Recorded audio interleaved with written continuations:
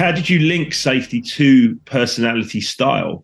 I had made my mind up a couple of years earlier that I was going to go ahead and start a company with some other people who wanted to start with me, one of which is Paul Grant, who's still with us today, obviously. I wasn't actually in the HSE position when these fatalities happened. I'd already moved on and had started coaching some of the managers around the world.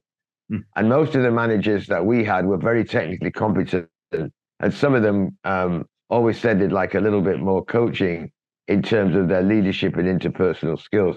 So I was literally going around the world with these managers. We'd go out to a rig, we'd sit with the crews, and we'd just start asking questions. What are your strengths? And a couple of other questions.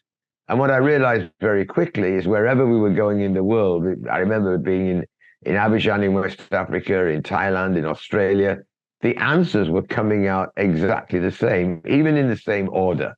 Mm-hmm. And so the predictability probably was one of the first things that really started to amaze me. And then we just started to build up from there. So literally when we started Equilibrium, we had one single laminated card which said how I could get hurt. And by that time, we'd had enough information. We had 5 answers to each one of the 12 color combinations. And we happily pranced into BP, British Petroleum. That's the only thing we had. And actually, while we were there, the oil company happened to be Chevron, who had the rig in Nigeria, said, hey, come on back to us. We see what you're doing. We've seen the results. I mean, they went from fatalities to 0 incidents over a 3-year period.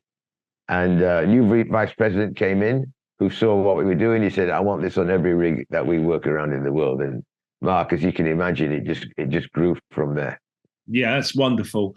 And just being able, from a health and safety perspective in a high-risk industry, to be able to be proactive enough to, not be looking at this in accident investigations and saying, procedure and personality came into it, and that's why there was a problem. Actually doing it up front with people so that we don't end up in those places is what every health and safety person would like to have in their toolkit.